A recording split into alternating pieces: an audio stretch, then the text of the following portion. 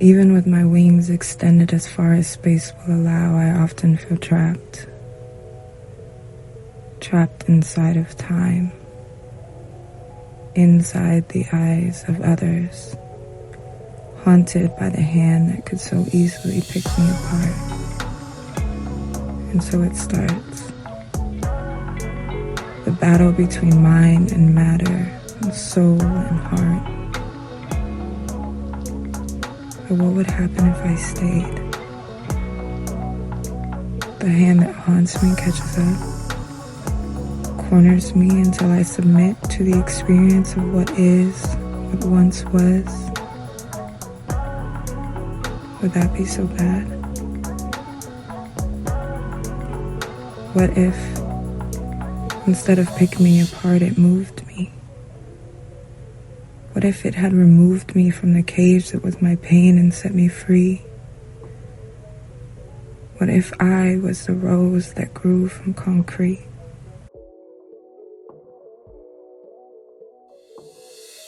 Welcome back to the Soul Good Podcast, y'all. This is your girl, Britani Rose. I am your host, and it is a pleasure to have you in this space today. For those of you who have never listened to this podcast or might be wondering what this series is about, this is a safe space that I have curated and created for healing to take place, for us to learn and be educated on the healing process, personal development, all things just blossoming and growing and thriving as people. On this platform, we talk about a lot regarding the healing journey and what it means to grow, what it means to even just have awareness, right? Because a lot of the healing journey is just making sure that we have the awareness that we need for ourselves. And so I have dedicated this platform to information, to share in that space of how we can just kind of heal ourselves, learn ourselves, and be our own best friends in this healing journey. All right, so before I get into today's episode, I want to take some time to shout out to the folks who have consistently been listening to this platform and holding us down. It has been a pleasure to watch and see where the show has made its way to. I'm not going to shout out all the cities. I'm just going to shout out some states that I really appreciate for holding me down. And I mean, I have to shout out my city of Seattle, obviously. Shout out to Seattle for sticking with your girl and being consistent. We still have Germany in the building, so shout out to you in Germany for continuing to listen to this platform as well.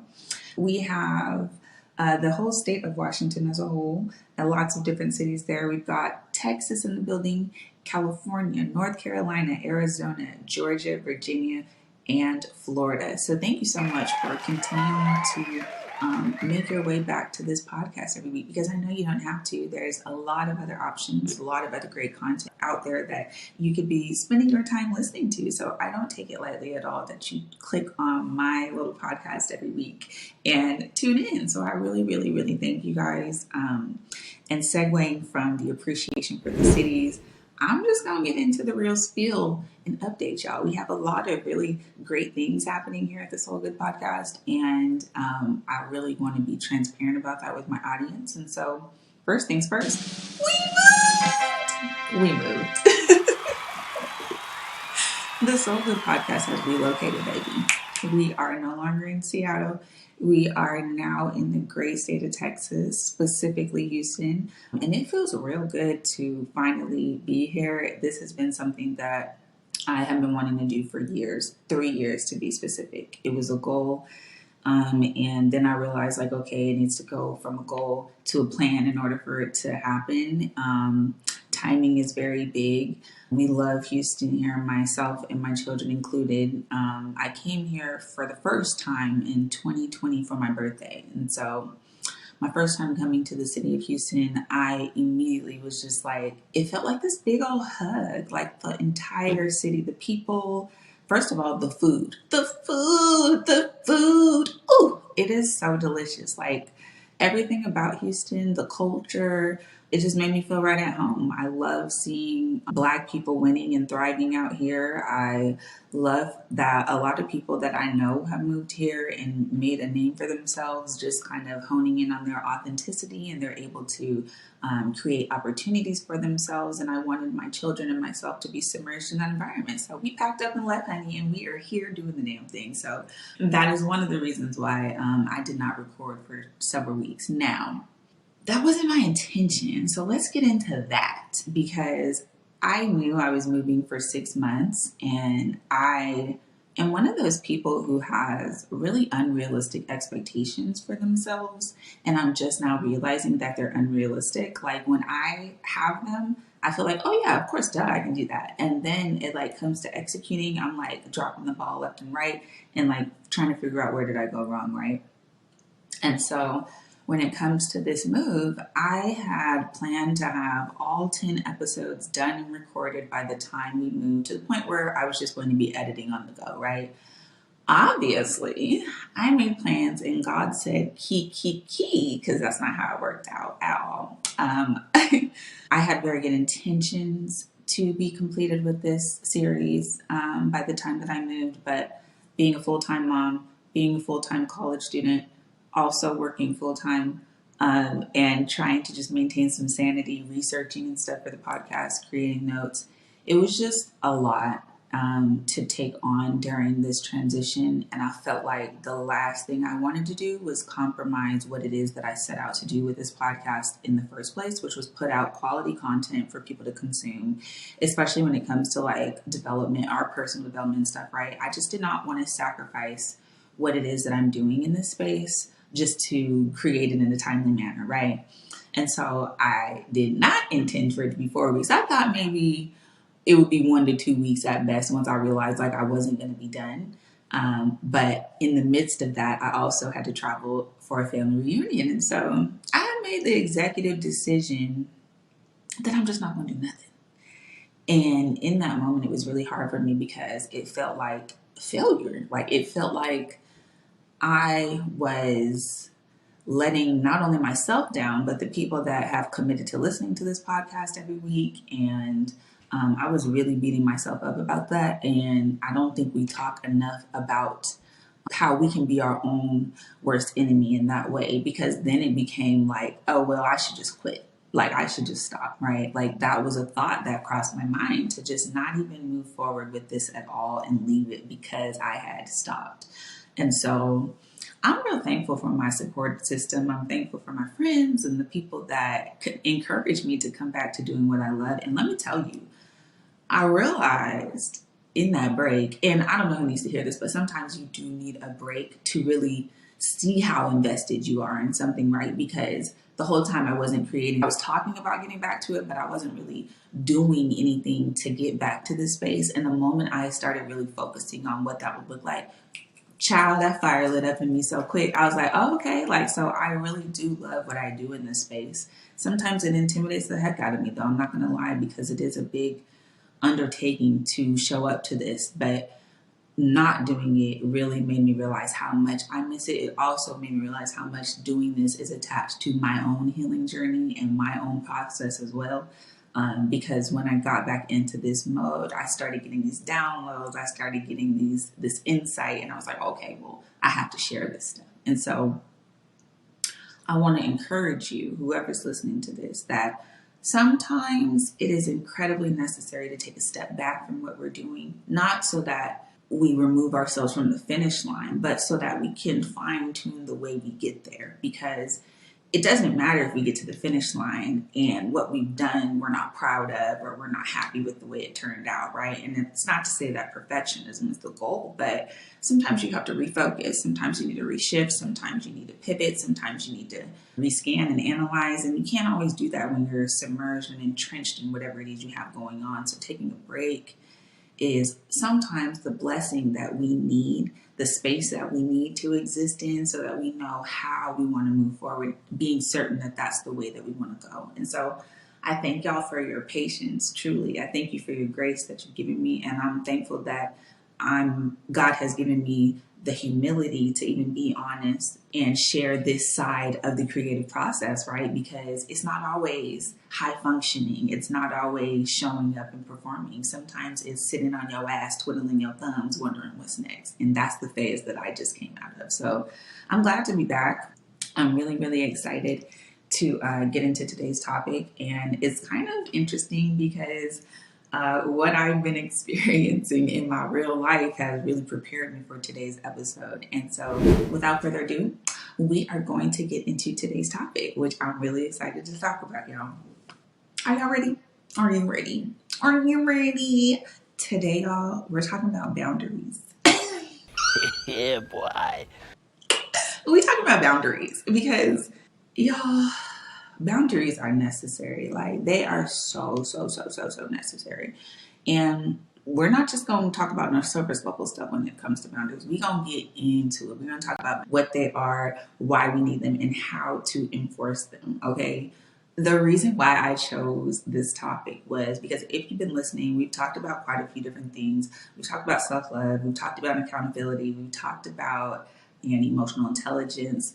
And then our last episode, in episode number 5, we talked about our triggers.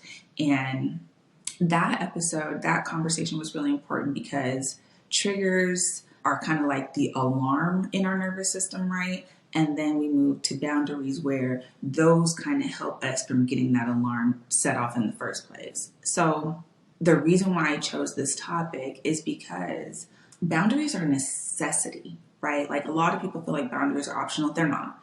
You need boundaries. And the reason why we need them is because boundaries ensure that the people around us clearly understand that we know and have an expectation of how we want to be treated, period. That's what it's for, right? And so when we don't have those boundaries in place, especially in our relationships, we are the ones who suffer. And so I wanted to talk about boundaries because I've been seeing so much lately, just in society, even in my own life, and understanding exactly why these boundaries or not having them has been hurting me, right? And so, I like to do definitions. I'm big on definitions. And this one is like, I loved the simplicity that I chose in this definition because y'all know I tend to be long-winded. And with this definition, it's real cut and dry, right? Let's get into it. Oxford Languages describes a boundary as simply a line that marks the limits of an area. Like, I loved how that sounds so simple, so easy, and keeps it in perspective. Like, boundaries, and the key to boundaries is making sure that you know your personal limits, right? And so what that means to me is that boundaries give me the right as an entity to protect my physical space, to honor my responsibilities, to honor my needs and my mental and emotional capacity, right? Like, I'm in charge of that. I am the one that has to advocate for those things, right? And so I don't know who needs to hear this, but boundaries aren't optional. You absolutely need boundaries in place in order to honor yourself. I had to ask myself, like, how has not having boundaries affected me? I mean, it's endless. It is truly endless. There were so many ways in which I have suffered and struggled by not having boundaries, by not implementing them. And for a long time, I really didn't even know that I needed boundaries. As a former codependent person, I would find myself in situations where it felt like, well, this is just the standard, right? This is what I have to deal with. And it took me a really long time to understand how trauma plays a role in our lack of boundaries. A lot of people struggle putting them in place, specifically me, just due to not necessarily knowing that you're being affected. I remember there was a point in time in my life where, and I've talked about this in previous episodes, where my life was very chaotic, like very chaotic. And it was chaos that I was just functioning in comfortably. Eventually the chaos did get uncomfortable, but learning that the only way that I can combat chaos with boundaries and enforcing them has helped me tremendously. A huge part of that is recognizing and understanding what my needs are as well, and also paying attention to myself. Not having boundaries affected me in so many different aspects of my life. It wasn't just in my relationships, but it was at work. It was in my parenting. What does not having boundaries look like, right? So not having boundaries can look like being at work, not going home when you're supposed to, taking on tasks and assignments of other people. When your coworker comes to you and you've had a long day and you're doing all your work and overwhelmed with your work, and they say, "Oh, hey, do you think you can do this for me? It's just a little blah, blah, blah." And deep down inside, you want to say no, but instead you say yes. You need a boundary, right? One of the biggest areas in my life where not having boundaries was affecting me was at my own house. And that felt crazy because it felt like my children were running my life. And children do run your life, but there's a way in which you can be in control of your parenting. And I was not in that space. Not having boundaries at home was something that was really triggering for me, right? Because although you're a parent, you still are an individual. And so for somebody like myself, I've been a parent since I was 17. And I've given my entire life to being a parent. And so getting to a point in my adulthood where it's like, where's the line? You know, like, yes, I am in service to my family. Yes, I'm in service to my children. And I'm also an individual. So before I was a mother, I was a whole person. And that person has to have boundaries in how they operate, even when it comes to my children. And so when I want to say no to my children, but I say yes, when they make a mess in the house, but I'm cleaning it up and then getting resentful, when, you know, I need time to myself, but I instead make that family time for me and my kids. When I don't feel like my kids are respecting me, right? When I made a request and I don't feel like I'm being heard in my own house, but I don't speak on it, then I grow resentful. A boundary is needed, clearly, right? And so it was these situations that I would find myself in within my own household with my children where I was growing really resentful. And I remember one time my therapist was talking to me. I said, yeah, like, I'm like, they're not listening to me, you know, like when it comes time to dinner, like I do all the cooking and then I'm the only one setting the table and then they want to sit down and eat and I ask them to do this and they're not listening. And so I got mad one day, I remember, and I just stormed out the house because I was like, I'm tired. Like, I'm done. I don't have anything else to say. You guys don't want to listen. And so I'm just out of here. And I just walked out of my house, went on the roof to kind of cool myself down. And at the time I was in a relationship. And so my partner at the time was there with my children. And when I came back in the house, everything that I had wanted to be done was getting taken care of. And my therapist told me, now, whose fault is that?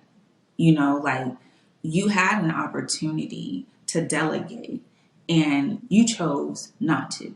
And that's not something that you can get mad at your children for. That's something that you have to take on as a mother, right?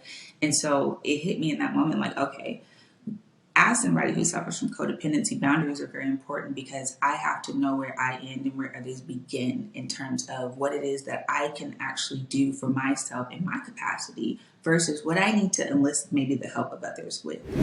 Lastly, the other areas that not having boundaries in my life was really hurting me was just in my relationships, like most of us, you know, and to this day, it's something that I really struggle with as a former codependent person.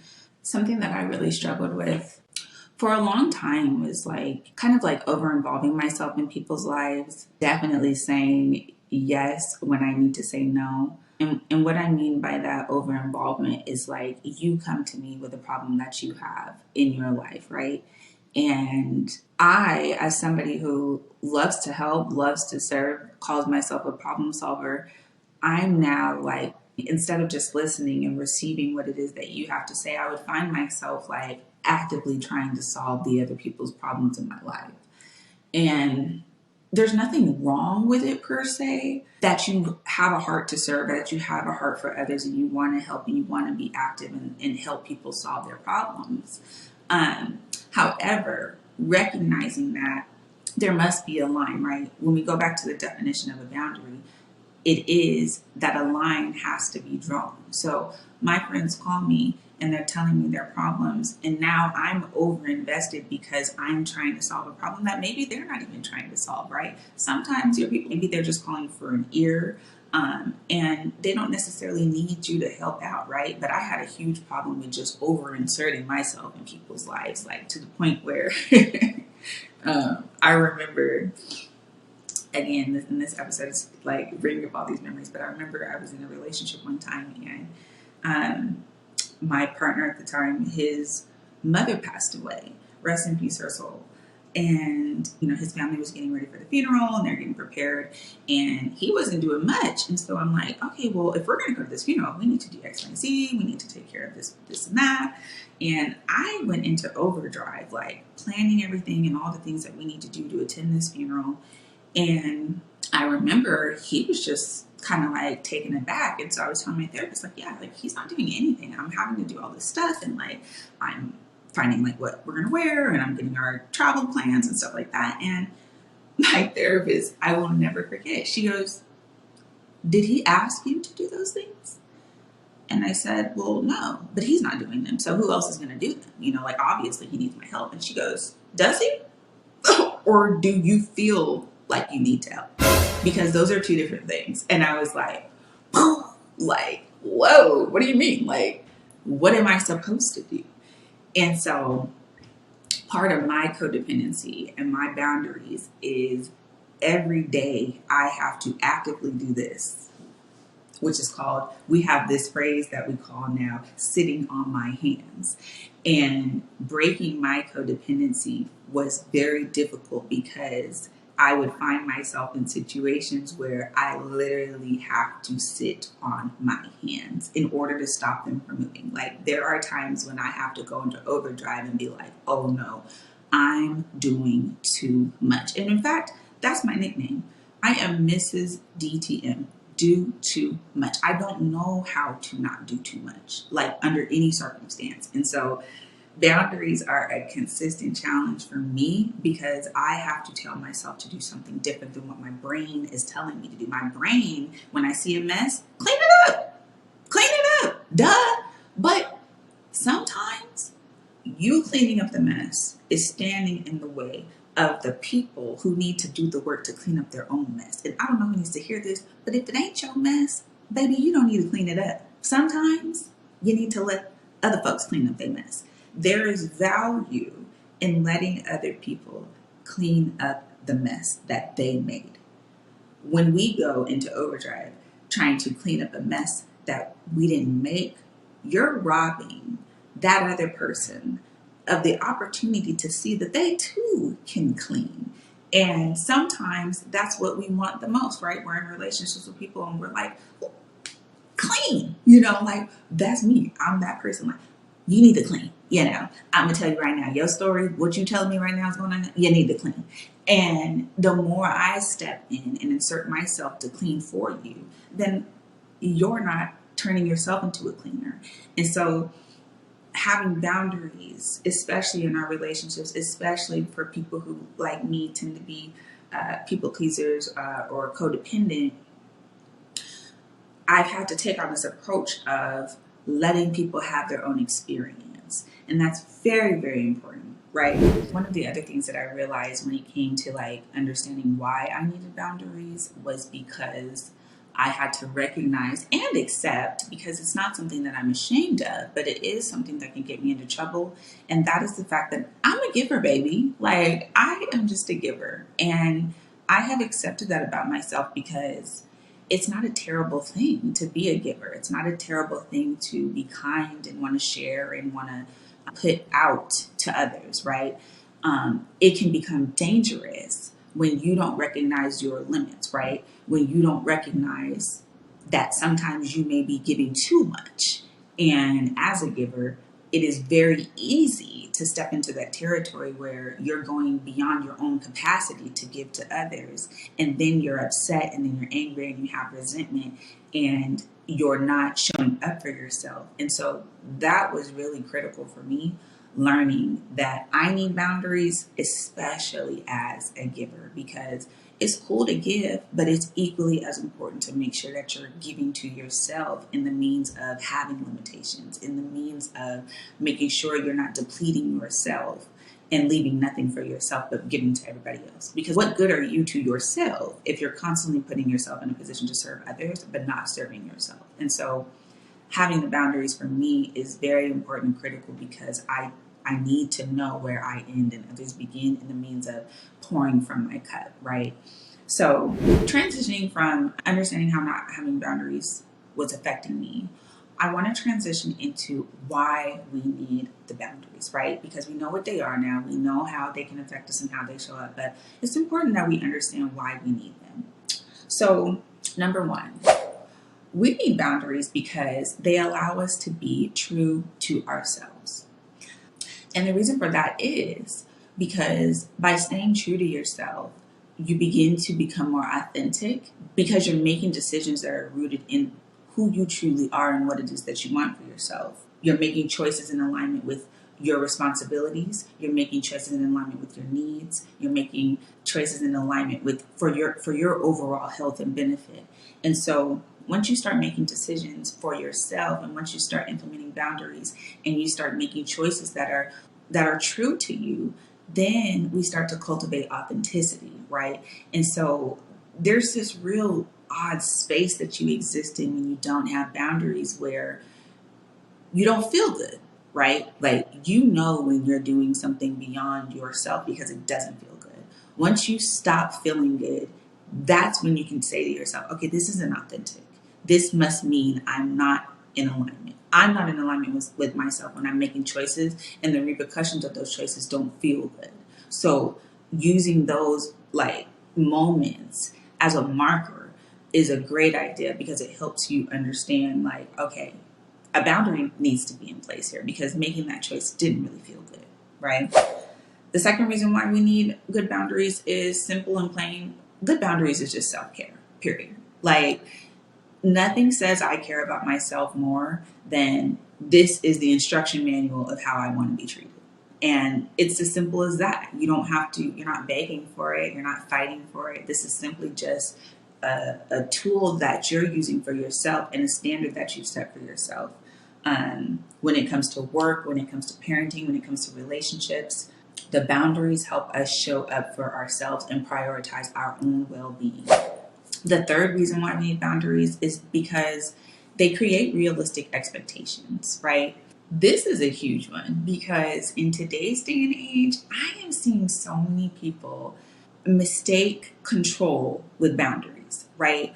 And so it's really important to understand that the boundaries, for one, they're for you.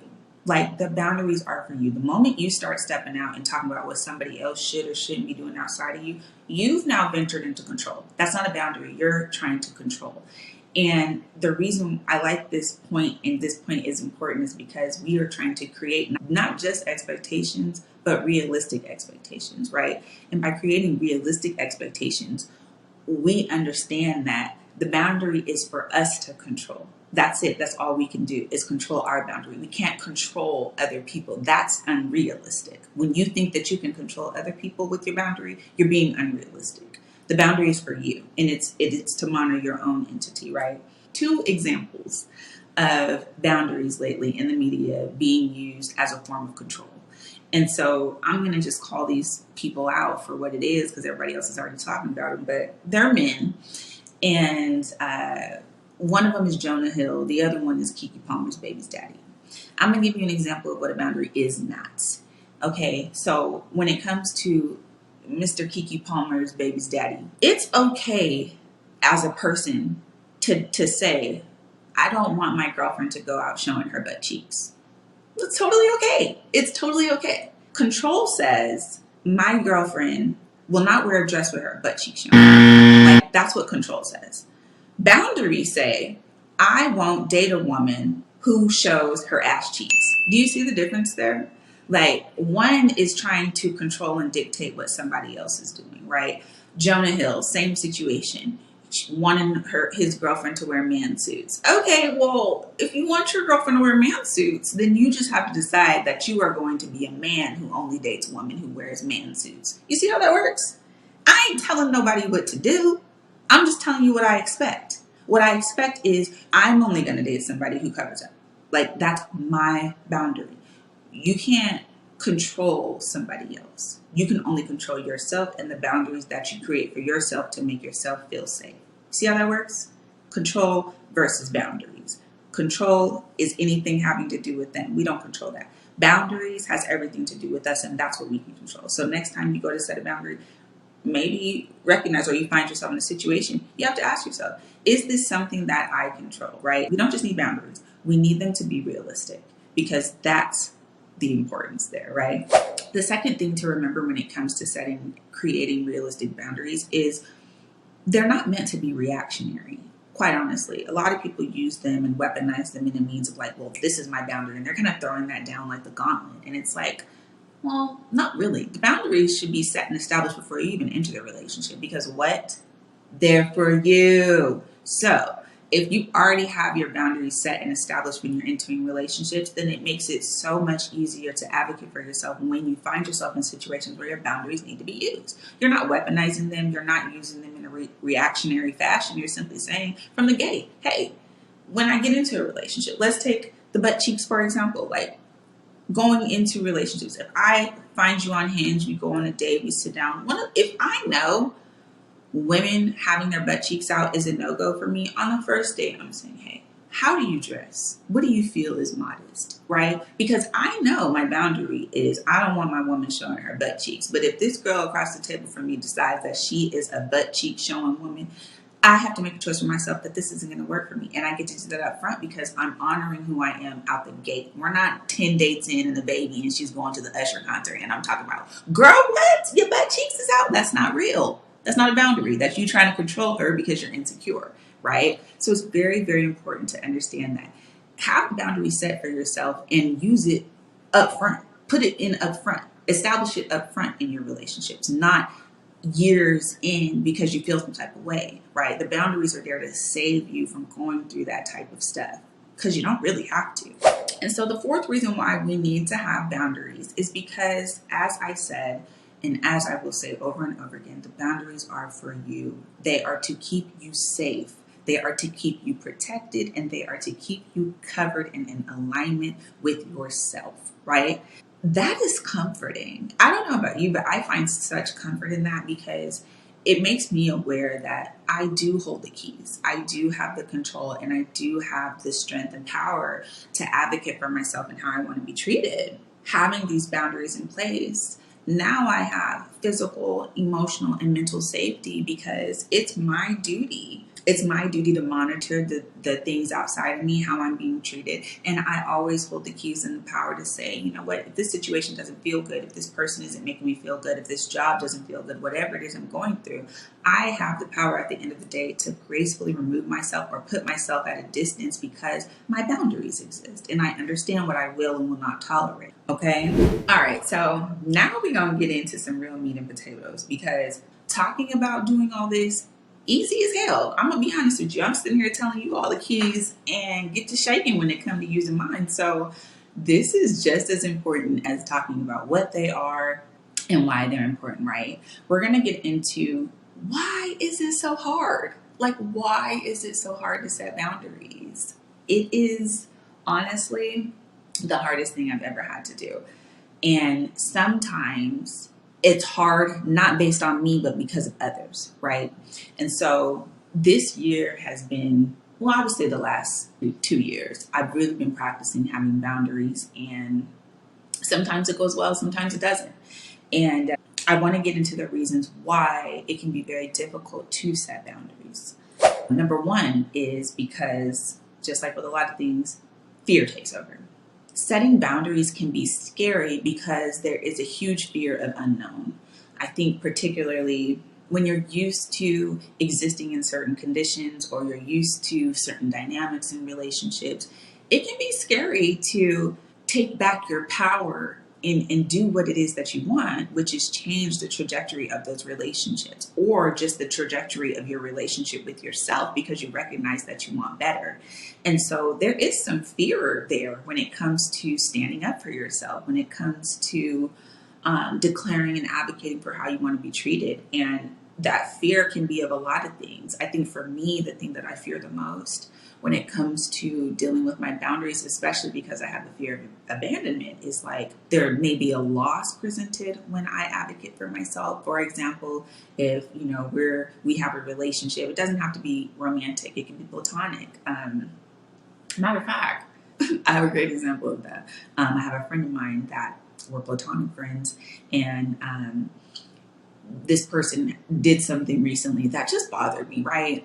And so it became very clear that I needed a boundary and I had to speak up for myself. But in the moment, I was terrified. And the things that were coming to my mind were like, okay, well, what if this person gets mad at me? Or are they going to not want to be my friend anymore? Are they going to be mad that I'm saying something? Are they going to take it personally, like as an attack?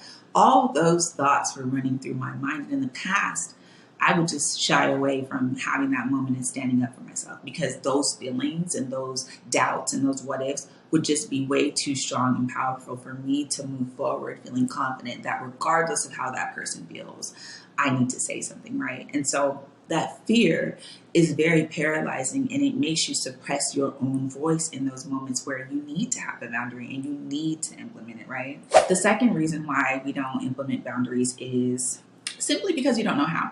Right? Like, again, I was not raised to know what my boundaries are. I wasn't, as somebody who also has some trauma around my voice. Boundaries feel like a huge undertaking for me. It feels very difficult to just speak up for myself in certain situations. But once you learn how to do it, once you learn how to set the boundaries, once you learn how to remove yourself, once you learn how to sit on your hands, once you learn how to say no when you want to say yes, you become a better person, not only for yourself, but for those people around you in relationships, the healthy relationships that we want to have, right? The third reason why we don't enforce boundaries is because of low self-esteem. I can relate to this tremendously because as someone who has struggled and still struggles sometimes with just feeling lovable or worthy, sometimes we can really convince ourselves that we don't need a boundary, that we deserve whatever it is that we're dealing with, right? And that's when we enter into suffering because we're allowing mistreatment, we're allowing ourselves to exist in spaces that don't feel good. And this is probably the number one thing that I see amongst myself and even like my clients. I've had conversations with people where they're blatantly dealing with things that they should not be tolerating, right? But when I talk to them and I ask them why, often, even with myself, it's because you don't feel like you deserve better. And that can be not any fault of yours, but because of narratives that existed in your childhood. Maybe you had a caretaker that didn't make you feel like a priority or didn't make you feel loved, or you never received validation. All of those things play a huge role in how you see yourself and the things that we tolerate when it comes to how we want to be treated. And so it's really important to understand your worth and how that plays a role in your boundaries or lack thereof, right? Low self-esteem says how people treat me is not a high priority. High self-esteem says I love myself, I love my life experience, and how I want to be treated matters to me. So I'm going to prioritize that, right? The fourth reason why people don't set boundaries, because they struggle with people pleasing. Again, this is that tendency where you don't want to ruffle any feathers or upset others. And so rather than do that, you just kind of accommodate, right? You take a passive approach and put others and how they may react or how they feel ahead of you and in front of you in your own priorities for yourself. And this is a huge mistake because whether it's new relationships, current relationships, as you evolve and you learn to take better care of yourself, the people-pleasing tendencies have to go by the wayside, right? Because yes, I love you and I care for you and I do want to be able to accommodate you. But most importantly, I have to make sure that I'm accommodating myself over anybody else. Otherwise, I'm going to be left at getting the short end of the stick. And so one of the things that I recognize about boundaries and why I find it hard is because This is something that I still struggle with, because when I first started setting boundaries, you think that like everyone's going to be on board, right? Like, who wouldn't? This is boundaries. This is self-care. Like, I love myself now and I care about how I want to be treated. Ignorantly, you think that everyone's going to be on board, and they ain't. Like, I'm here to tell you right now that you having boundaries is going to piss some people off. And it's crazy, and it's kind of like a mind fuck, because you're like, wait. I'm just trying to better myself. Why is this making you upset? Well, I'm going to tell you.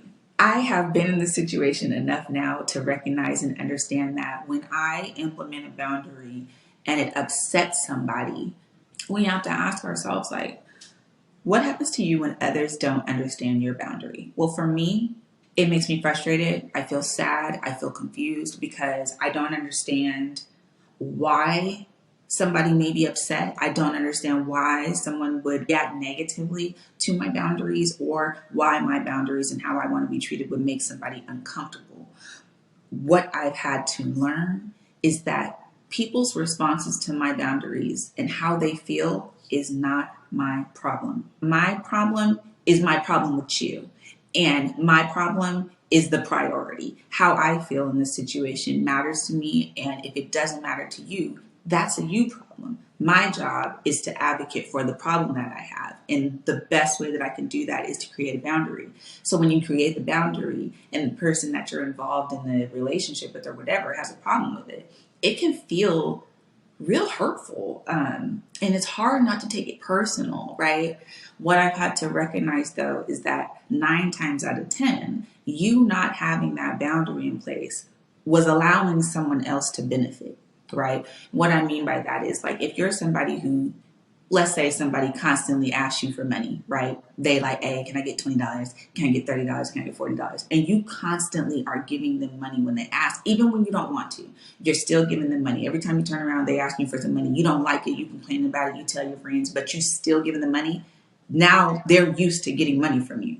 You've created a problem in the way that this person now has an expectation that you're going to give them money when they need it. So when you turn around and get a boundary and they say, hey, can I borrow $30? And you say no, now that person's mad. And that's where the frustration comes from, because it's like, I didn't gave you $20 20 times. You know what I'm saying? And the one time I say no, you're upset.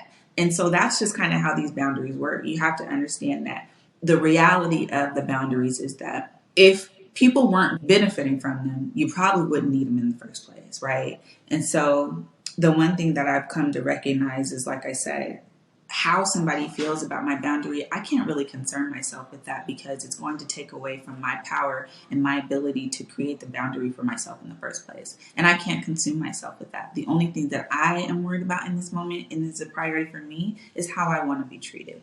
The other thing that I've noticed about people who get upset when you set a boundary, and this is just going off on a tangent now, but ride with me. I have noticed that the people without their own boundaries are the ones that get upset at your boundaries, right? I have set a boundary with people and they get upset. And like, yes, I want to be upset that the person is mad. But then when I pull myself back from the moment and I just kind of look at the situation and I kind of observe the other person's life, I recognize and see that there's space in this person's life where they could probably benefit from a boundary or two as well. And so it's almost like this envy that they feel, because they too overgive, they too overcompensate, they too say yes when they want to say no. And here you are saying no and not accommodating them. And that's triggering for people sometimes. And so when someone gets upset at your boundary, it's not always about you. Sometimes what you're doing for yourself might trigger what somebody else isn't doing for themselves. And that has nothing to do with you. Your job in those situations is to carry forward with the boundaries that you have. And hopefully that person will be inspired by what you've done and take heed and do the same thing for themselves. Because again, everyone needs boundaries. It's not just like a random every now and then thing you have to utilize. Every single person on this planet needs a standard of operations when it comes to how they want to be treated. So with that being said, we're going to move into how to actually set the boundaries, right? Like, these are the tools that we're going to use to advocate for ourselves. And I'm going to do like a few little role plays of kind of recognizing and understanding and using some real life scenarios that I've gone through recently of how to set these boundaries, right? And so the first step in setting boundaries is to understand why the boundary is needed, right? And so a great question to ask yourself is why is setting this boundary important, right? Like, why do I need this boundary? Understanding your motivation for your boundaries makes it that much easier to enforce them.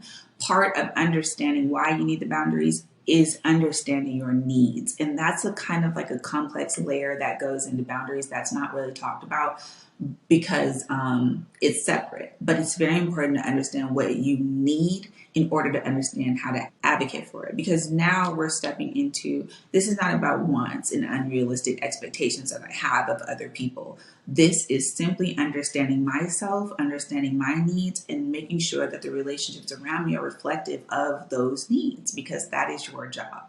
So the more you can take time to understand your needs, whether by doing some journaling, doing some grounding, going to therapy, you can then say, okay, like for example, me, I need safe space, period. I need safe space. I need to feel safe within my relationships. And in order for me to do that, there's certain things that have to exist within that, right? Like I need to feel respected. I can't be being disrespected. You certainly aren't going to yell at me. Those are all things that play a huge role in my experience in my life. And I have to advocate for that in my relationships because those are my needs and that's a priority for me. So understanding your needs helps you understand why you need the boundaries in place, because your body's going to tell you when you don't feel comfortable, and paying attention to those signs helps you create the boundaries. So once you understand your motivation for your boundaries, we're moving on to step number 2. And that is to clearly identify the boundaries so that you can stand firm in it. There's no way that you can enforce something that you have not identified. In order for you to enforce a boundary, it needs to be like this, clear. For example, hello, this is no arguing. I don't do that. I don't yell. I don't do any of that in my relationships. And so if I know that this is my boundary, I'm not yelling and neither are you, then guess what? When we're on the phone and your volume turns up, we don't do that. I don't yell. See, simple as that. Because I know my needs. I need to feel safe. When you start yelling, I have to tune out. That's my boundary. Okay. All right. So step number 3, you have to be straightforward with your boundaries. You can't pussyfoot. You can't beat around the bush. You can't over-explain. You have to say what it is straight up, period. This is my boundary. This is how we do it. You have to confidently know, like, that doesn't work for me. I don't know what you do over there, over there, over there, but over here, you want me doing that. And the more that you can confidently operate in them, the easier it becomes to say, hey, this is my standard. This is how I want to be treated. And you either get with it or you do what? Get lost, baby. Number 4, when it comes to boundaries, you want to keep it calm, keep it polite, okay? Again, your boundaries are not meant to be reactionary. Your boundaries are meant to be there up front. Now, you do have to utilize the boundaries sometimes as a means to react to certain situations, but you should be creating the boundary as reaction, right? The boundary is there for you. It's a standard of how you want to be treated. And when you're confident in that, you don't have to be mean about it. You don't have to be rude. You don't have to yell. You want people to hear your boundaries. And so it's really important to deliver them in a way that asserts confidence on your end, but also helps people understand how you want to be treated. Because if I'm yelling and screaming my boundary to you, is it a boundary or is it an attack, right? And so those differences in how we present the boundary kind of affects the overall effectiveness of said boundary. I want to say it in a way that you can understand and hear me because it's important to me. I don't need to yell because it's mine. It's mine. You don't have to accept it. It's going to be there regardless, whether you're here or not, right? Lastly, number 5, when it comes to our boundaries, this one is really hard, but it is so important. Don't make it personal, right? The boundary is there for you. Whether or not these people are going to accept it, whether or not they're going to act accordingly, whether or not they like them, whether or not they respect them, none of that is your concern. Your concern is yourself and how you want to be treated with these boundaries. And the reason that they're in place is for you. You are not attached to other people's responses to your boundaries. And so it's just important to not make it personal. When people react a certain way, when they get upset, when they're going off the handle, when they're guilt tripping you, because honey, the guilt trip, it's a guilt trip for me. People be quick to remind you of what you used to allow, how you used to respond to certain situations, how you used to show up, and how they used to be able to. I don't give a damn what you used to. Okay? This is now, and the boundary is here, and you need to respect. And if you don't, that's fine. Because I'm going to make a choice for myself regardless. And there's so much power in that. There's so much power in recognizing that you don't have to move a muscle when it comes to my boundaries. This is about me, and this is about my life experience. And if you find yourself struggling with trying to even remember that, ask yourself this one important question. What do you want people to understand about how you want to be treated? Right? Because asking yourself that question, it'll go back to reminding you of why you need the boundary in the first place, right? And so when I ask myself that question, my answer is simple and plain. I want people to understand that my feelings matter to me. My experience in my life matters. And because I care about my relationships, I want to educate you on that. I want to make sure that you are in alignment with how I want to be treated, because I want us to have the most effective and healthy relationship that we can. And in order to do that, we both have to have boundaries, okay? And I have to advocate for myself. It is my duty. And so as I conclude the methods and ways of how to set boundaries, I want to give you an example. And so recently I had a friend do something that I did not like. And this was the second time that my friend had done this specific thing. And the first time I got really upset and lashed out at my friend, right? I've grown since then. And this second time when the offense happened, I was like, oh, okay, I realized why I got upset the first time. And so I had to make a choice about how I wanted to present myself in this situation. And because I value my relationship with this person, I wanted to have a conversation. My priority was not being upset. My priority was making sure that my friend understood my boundary, because I don't want this to happen again, right? And so I called my friend and I'm like, okay, we need to have a conversation. We need to have a talk. It's not nothing serious, but there was something that you did recently, and I really wanted to just kind of let you know how that made me feel. And so now, mind you, this in the moment, I wasn't going to say anything. I wasn't going to bring it up. I was just like, whatever, I'm just going to deal with it and let it roll off my shoulder. But I was like, no, like, I don't like that. And so I need to speak up. On the phone call with my friend, what I told him was like, okay, when you do this, I realize that it affects me this way. Because XYZ, right?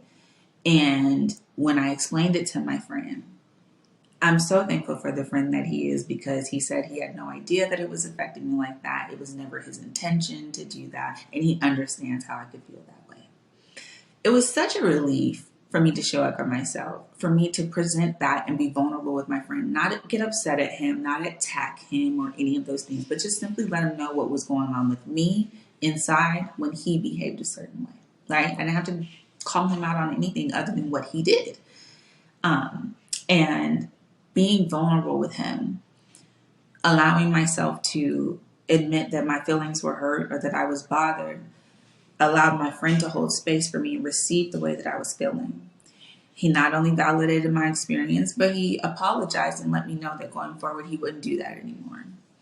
And now my boundary is enforced within this relationship. It's a safe boundary. We're still friends. We still coexist with one another. But what I got from that experience was so much more than I knew I was going to get going into it. I was terrified. You hear me? I was shaking because I did not know how this person was going to respond. I didn't want him to feel a certain way, but I also recognized that I felt the way. And so presenting it to him and him receiving it the way he did only allowed us to grow closer, because it's like, oh, you aren't trying to mess me up. Oh, you aren't trying to embarrass me.